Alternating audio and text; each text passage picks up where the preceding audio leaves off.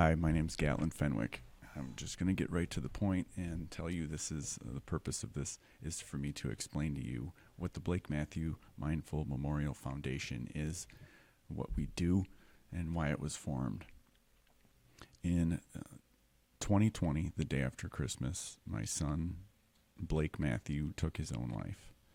And he left a note that said, "Depression is real, but it's hidden."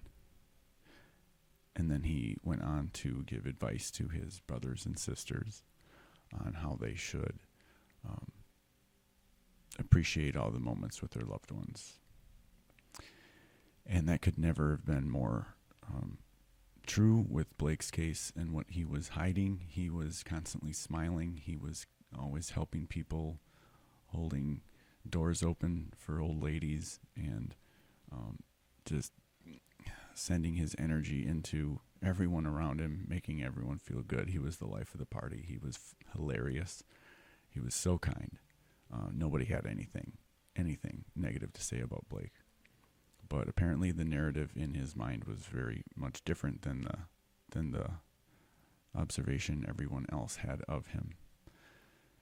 So about a year after that, towards the end of 2021, everything was settled and we inherited $6,000 from Blake. And my wife Sasha and I decided to issue that $6,000, pay it forward in a way that made it feel good to spend. And we issued a scholarship to a Reedsburg student who was pursuing a career and education in a mental health field. And it felt really good to do that. That night after the scholarship ceremony, we were lying in bed and we were like, we would love to keep this going. What can we do to do a fundraiser to keep this scholarship alive next year? That was our original goal, was at least to just raise $6,000 to do this again next year. And at about the same time, we came up with this idea to revive a triathlon that was formerly held in Reedsburg back in the 80s and 90s. Just for like a period of 5 years. And we're like, let's bring this back. This triathlon was held at the very place we live.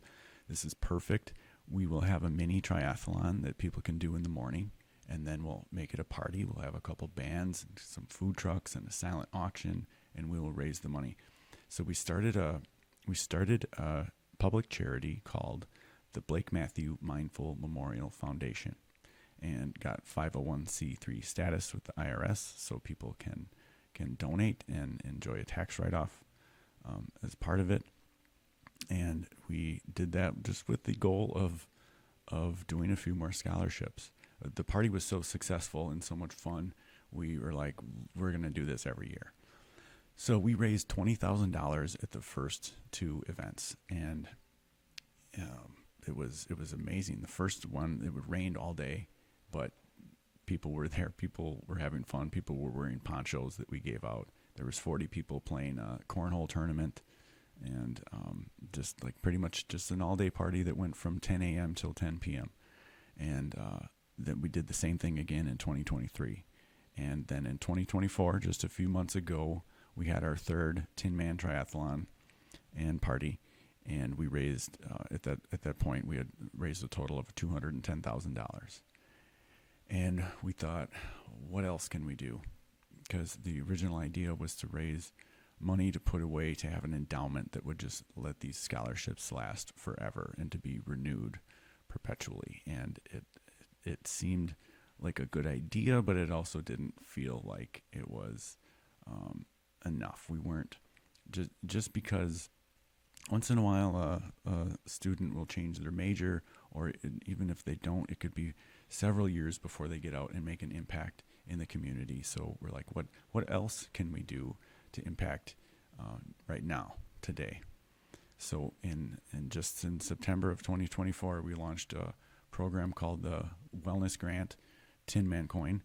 And so a wellness grant is something that anyone can apply for who is maybe struggling with some sort of mental health issue, whether that be PTSD, anxiety, depression, just high stress, OCD, or just as simple as I don't know what this is. I can't put my finger or a label on it, but I just want to be a better human. So anyone can apply, and it's not just financial barriers that keep people from working on their mental health. It's social barriers. It's just the stigma in opening up and talking about it at all. It's not knowing. It's ignorance of just not knowing what other modalities might be out there. What does mental health even mean? What does wellness mean?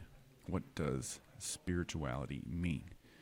These words are just words, and they have different definitions to different people. So it's we try to cover all the words and just be an inviting space and a safe space for people to come in. So in September, when we launched the wellness program, we were like, okay, well, when we give out these grants, let's call them Tinman Coins, because they are basically just vouchers for spending. And when you are awarded a wellness grant, you get your Tinman Coin voucher, and it says right on there what it can be specifically used for. So it can't be traded for cash, but it can be used for a cash equivalent for different types of services. And what we do is, after somebody applies for a wellness grant, they come in, and we have like anywhere from a 30-minute to a 1-hour interview process where we get to know them better. We ask some more questions. We see what different sorts of therapies or treatments or coachings that they may have not even been familiar with, ones they've tried, what their thoughts were on them, what maybe some of their misunderstandings have been about different things along the way. And then on the back end, we maintain a list of approved wellness partners who provide these services. And these partners apply through our website, and they are vetted. They must have references and certificates if those are required, and for whatever they are providing. And we make sure that they're reputable and reliable and very qualified. And so we look at the application process of this person, and we look at the wellness partners in our network and their availability, and then we issue a coin. And the idea is that the first coin will allow them to experience one or two or three things, dip their toes in, learn a few things, and then they are required. We are rewarding work being done here, because there is no magic pill that anyone has to give out. So we try to weed out those who are expecting a magic pill. We reward work. So after this first Tinman Coin is issued, they go to their sessions, they do their work, and then they come back and report feedback. And they are invited to share their story on a podcast. And it is a way for us to get these stories of success and these impact results out into the community, because those of you who have supported this foundation along the way financially, you're certainly making an investment, but your rate of return isn't measured with dollars.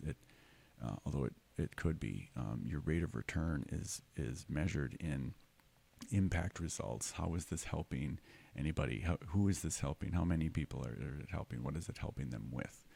Let's share these stories. And that's the purpose of this podcast, is to host those who have received a wellness grant.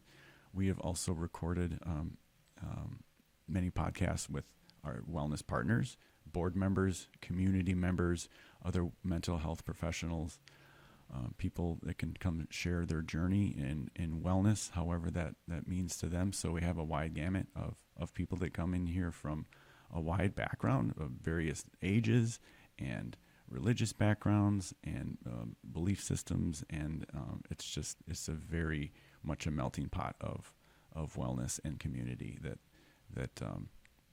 all are welcome to participate in, and certainly all are welcome to please follow along and listen and see what's happening with the Blake Matthew Mindful Memorial Foundation.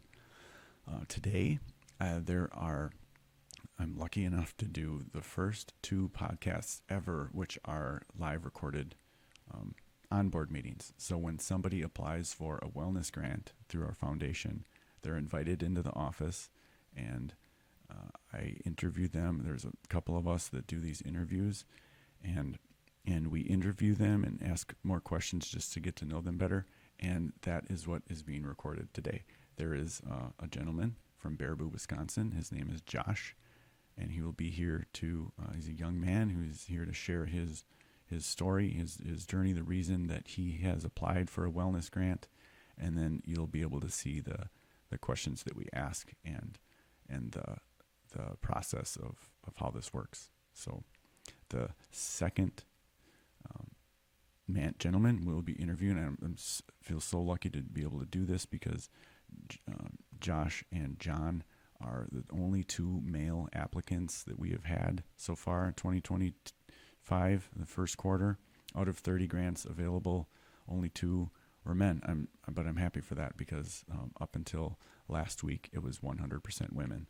So, and I had started to vocalize my frustrations with that a little bit, and the universe brought us two men to apply. So, very excited that we get to share the experience of an onboard meeting with you, and so enjoy the interview with John, and enjoy the interview with Josh. I look forward to sharing more. Thank you for following along.